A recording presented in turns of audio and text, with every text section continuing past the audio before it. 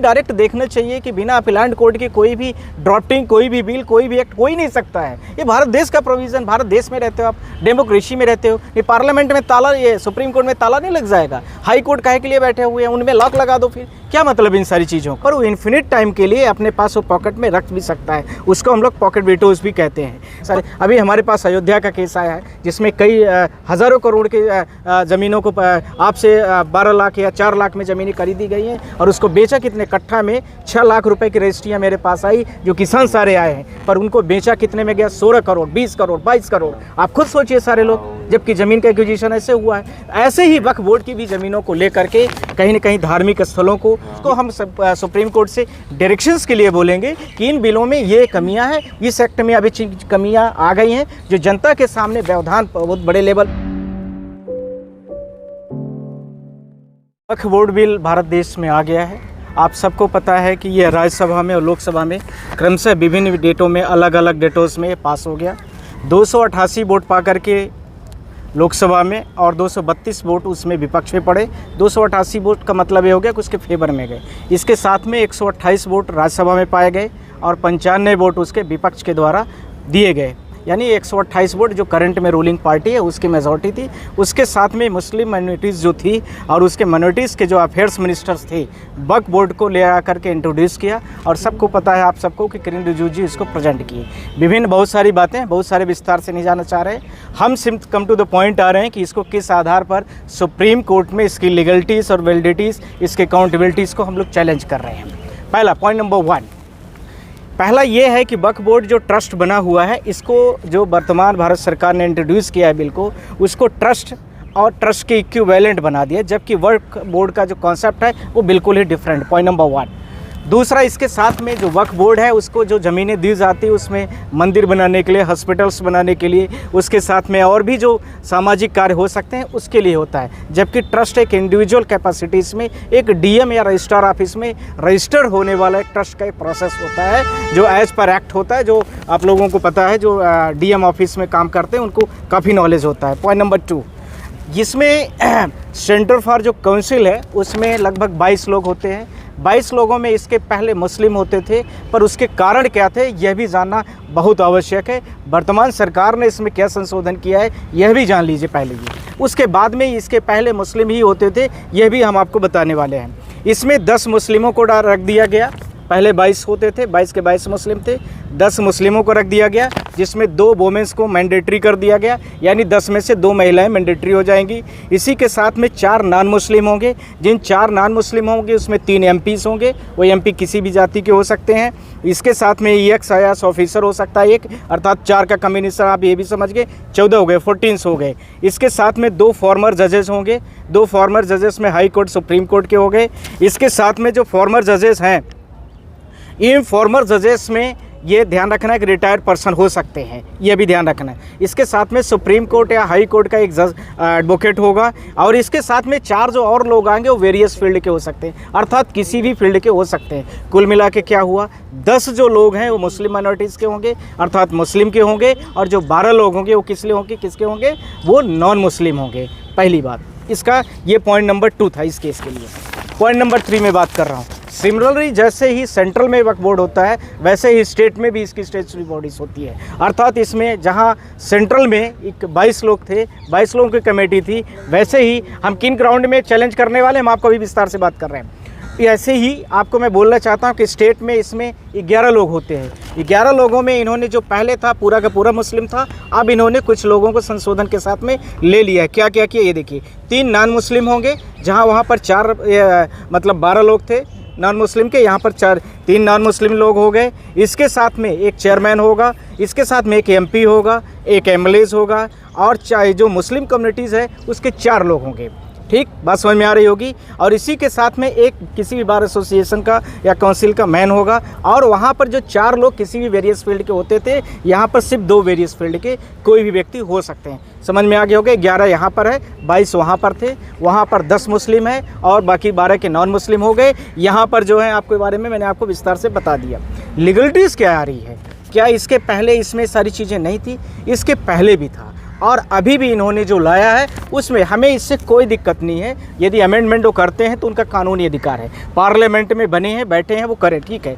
पर हमारे पास लीगलिटीज़ ये है कि उन चीज़ों में कानूनी तरीके से जिन चीज़ों में कमियां हैं, हम उसमें जो चीज़ें कमियां हैं उसको कैसे संशोधित करके, और उसके साथ में जो प्रेसिडेंट के पास में पॉकेट वीटो के पास के लिए गया है, पॉकेट वीटो का मतलब प्रेसिडेंट के पास से पावर होता है कि इन्फिनिट टाइम के लिए, जैसे राज्यसभा लोकसभा से बिल पास होके गया, अब वो प्रेसिडेंट के पास जाएगा, अब वो एक्ट बन जाएगा जैसे प्रेसिडेंट का उसमें सिग्नेचर हो जाती है, पर वो इन्फिनिट टाइम के लिए अपने पास वो पॉकेट में रख भी सकता है, उसको हम लोग पॉकेट वीटोज़ भी कहते हैं। पर सवाल यह नहीं था, सवाल यह है कि हमें ज़रूरत किस किस चीज़ की है यह भी जानने की ज़रूरत है, और साथ में क्या क्या नहीं किया गया इसको लेकर के हम लोग चैलेंज करने चल रहे हैं। यह पूरा आर्बिट्री प्रोविज़न होगा, वेरी इंपॉर्टेंट पॉइंट है। दूसरा, ये ट्रिब्यूनल केसेस के लिए है। तीसरा, इसी के साथ में अन्य जो पेंडेंसी ऑफ द केसेस है वो भी हैं। ट्रिब्यूनल केसेस में क्या है यह भी जान लीजिए, और इन्होंने क्या किया यह भी जान लीजिए। वक्फ बोर्ड जो भी बनाया गया है वह डीएम के अंडर में, डीएम के पास से पूरा पावर दे दिया गया, पूरा प्रोविजंस दे दिया गया कि डीएम ये वक्फ बोर्ड की ज़मीन को यह डिसाइड करेगा कि वक्फ बोर्ड की ज़मीन है या वो सेंट्रल गवर्नमेंट की होगी या स्टेट बॉडी में है तो स्टेट के लिए होगी। पॉइंट नंबर 1, इसका सब पॉइंट्स की बात कर रहा हूँ। पॉइंट नंबर 3 में इसी के साथ में इसी का 20 सेक्शन, डीएम के पास यह भी राइट्स दे दिया गया है कि वह डीएम इस ज़मीन को अपने पास रखेगा या जो कंसर्न बॉडीज़ है उनसे ये सारी चीज़ों की वैलिडिटीज़ को लेकर के, उसके जो फॉर्मेलिटीज़ को लेकर के, और वह ज़मीन कहाँ से आई, किसने डोनेट किया, किसने दिया, ये सारे राइट्स जितने भी पब्लिक के दिए गए हैं वह भी ख़त्म हो जाएंगे। उदाहरण के तौर पर मैं आपको समझा देना चाहता हूँ, जैसे मान लीजिए मेरे गाँव का कोई व्यक्ति है, उसके पास 1300 एकड़ ज़मीन थी। 1300 एकड़ ज़मीन में उसने 50 एकड़ ज़मीन किसी भी ट्रस्ट को डोनेट कर दी। मैं एक्चुअल बात कर रहा हूँ, ध्यान रखना, ये बहुत बड़े किसी धर्म मठ को दे दिया उन्होंने। अब ये सारी चीज़ें प्रोविज़न, ज़मीन तो उनकी थी, प्रॉपर्टी भी उनकी थी, उनकी मेहनत की कमाई थी। अब उसको ये नया बिल ले आकर के ये कह दिए कि अब इस बिल पे अब आपको ये पावर नहीं है, अब ये डीएम के पास सारी चीज़ों को लेकर के पावर है, और डीएम ही इस चीज़ को डिसाइड करेगा कि वक्फ बोर्ड में जो आपने ज़मीन डोनेट किया है वो रहेगी या नहीं रहेगी। साथ ही साथ में ये कोई भी व्यक्ति डोनेट कर सकता है। पर इन्होंने प्रोविज़न क्या लाया, क्यों, ये दूसरा इसका जो मेन पॉइंट आने वाला है। इन्होंने यह बोला, इसके पहले जो भारत देश में होता था इसके बारे में आप लोग सारे लोग समझ लीजिए। पहले ये 1954 में है वक्फ बोर्ड के बारे में बात इंट्रोड्यूस होती है, पार्लियामेंट में भी इसमें काफ़ी डिबेट हुआ है। दूसरा 1995 में इसमें एक्ट आया। 1954 में ये बोला गया कि सिर्फ मुस्लिम ही वक्फ बोर्ड बना सकते हैं, ध्यान रखना है। 1995 में जब ये बात आई तो इसका एक लेवल और घटा दिया गया, और 2013 में ये चीज़ों को ख़त्म कर दिया गया, अर्थात वक्फ बोर्ड कोई भी बना सकता था। इन्होंने 2024 में नया जो एक्ट ला दिया, नया अभी जो बिल पास कर दिया है और एक्ट बनने जा रहा है, उसमें यह कर दिया कि फिर से नॉन मुस्लिम ही नहीं आएंगे, सिर्फ और सिर्फ मुस्लिम बनाएंगे। सवाल यह उठता है कि मैं क्यों ना बनाऊँ, सवाल यह उठता है कि सो एंड सो क्यों ना बनाए। फिर इसमें 3-4 चीज़ें, हमारी ज़मीन है, हमने किसी को डोनेट किया है, तो आपके पास क्या लीगल राइट्स है कि आप उसको कंट्रोल करेंगे, पहला सबसे बड़ी बात। दूसरा, जो कंट्रोल करने के लिए डीएम के पास पावर दिए गए हैं, अब उस पावर के साथ में डीएम ने जैसे ही ज़मीन को यह घोषित कर दिया कि यह ज़मीन फला फला जो है वो वक्फ बोर्ड की ज़मीन नहीं रह गई, तो उसकी अपील आप किसी भी अपीलान ट्रिब्यूनल कोर्ट में नहीं जा सकते हैं। सिविल कोर्ट में तो जाने का कोई सवाल ही नहीं बनता है। भारत देश का जो स्टेटस बॉडीज़ है, आर्टिकल 140 से उठा के सबको सब पढ़ लीजिए। आप यदि लोकल में जाते हैं, मैं लोकल में उदाहरण के तौर पर समझाता हूँ, तहसील में आप जाते हैं तो तहसीलदार ने किसी एप्लीकेशन के आपको डिसाइड किया तो आप एसडीएम बेंच में जाते हैं, एसडीएम के पास जाते हैं, सब डिस्ट्रिक्ट मजिस्ट्रेट डिसाइड करता है तो अपर कलेक्टर होता है। पर यदि यही आईएएस ऑफिसर है तो कलेक्टर ने इस किसी चैलेंज कर दिया, किसी भी ऑर्डर को किया, तो आप सीधा जो हायर कमिश्नर होता है उसके पास जाते हैं, कमिश्नर के पास से आप हाई कोर्ट जंप कर लेते हैं। पर यहाँ पर सारे के सारे बॉडीज़ ख़त्म कर दिए, अर्थात भारत देश में किसी भी न्यायालय पर, किसी भी सिविल न्यायालय में आप भी जाने की कैपेसिटीज़ नहीं होगी। यह इस बिल का सबसे बड़ा ड्रॉबैक है। इसी के साथ में नेक्स्ट पॉइंट, भारत देश में इस समय पर 32 लगभग वक्फ बोर्ड हैं पूरे भारत देश में, जो कि विभिन्न तरीके से, अलग अलग तरीके से चल रहे हैं। हमारी कईयों से बात भी हुई है, वो लोग भी इस चीज़ से काफ़ी परेशान हैं। वो जल्दी ही ये पिटीशन के तौर पर, जैसे ही सुप्रीम कोर्ट में जैसे ही प्रेसिडेंट ऑफ इंडिया इसको एक्ट बना करके रेगुलेट करेंगे, वैसे ही एक्ट निर्धारित हो जाएगा और हम लोग उसकी पूरी तैयारियां कर लिए हैं और उसको हम लोग उसको चैलेंज करने के लिए भी पूरी तरीके से मेंटली प्रिपेयर्ड भी हो चुके हैं। क्या लीगलिटीज़ ये है कि हमें किसी भी वर्ड की किसी भी फोरम में चले जाइए और उस फोरम के साथ में यह पावर नहीं है कि अपीलांट कोर्ट में न जाए। यहाँ तो अपीलांट कोर्ट जाने का सवाल ही छोड़ दीजिए, अपीलांट कोर्ट में चैलेंज करने के आपके सारे राइट्स को ही ख़त्म कर दिया है। इस आधार पर ये इलीगलिटीज़ हुई है।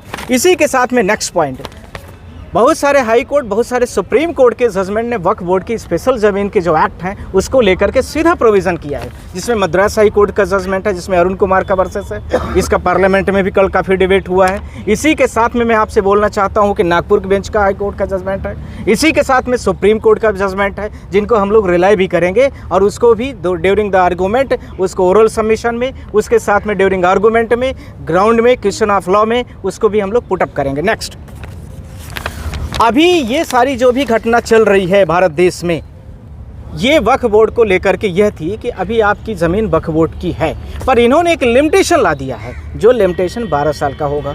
लिमिटेशन का मतलब यह है कि यदि आप 12 साल तक किसी ज़मीन में अंदर तरीके से काबिज़ हैं, आपको हटा दिया गया है, तो पोजीशन के तौर पर फला व्यक्ति फला वो बना रहेगा। इस सवाल का जवाब जो है इस जो इन्होंने बिल लाया है उसमें कहीं भी नहीं दिया गया है, अर्थात कहीं न कहीं पर इलीगल पोजीशन को इन्होंने बढ़ावा दिया है, जो कि ये नेक्स्ट जो हम लोग चैलेंज करने जा रहे हैं वो भी इसका नेक्स्ट ग्राउंड है। इसी के साथ में नेक्स्ट जो बात आ रही है, जो उन्होंने स्टैंडिंग अभी बोर्ड बनाया है, बहुत इंपॉर्टेंट बात है। स्टैंडिंग जो बोर्ड बनाया है उसमें होंगे कौन? सिविलियन होंगे, एक्स IAS या करंट में IAS ऑफिसर होगा, साथ में इसके साथ में MPs होंगे और इसके साथ में और भी जो छोटे मोटे मतलब और भी जो नॉर्मल पीपल्स हैं, ये सारे इसके बॉडीज़ के पार्ट होंगे। ये सारी चीज़ों को लेकर के जो मैं आपसे कहना चाहता हूँ, इसके पहले भी ये बिल था, ये बोर्ड था और इस बोर्ड को हम लोग स्टैंडिंग जो बोर्ड था स्टेशनरी बोर्ड भी कहते थे, और इसके साथ में जो ये बोर्ड बना था ये कंट्रोल करता था सारी चीज़ों को, पर इसमें जो कुछ कमियाँ थी उस कमियों को इनको निकालना चाहिए था। पर यह बिल ले आकर के पूरे भारत देश की जनता को जहाँ परेशान कर दिया है, वहीं पूरे भारत देश में एक नई चीज़ों को ले आकर के भारत की जो सामाजिक व्यवस्था है उसको कहीं न कहीं पर दिशा परिवर्तित कर दिया, जिससे मुस्लिम कम्युनिटी से पूरे देश में अपने आप को उहापोह की स्थिति में पा रही है।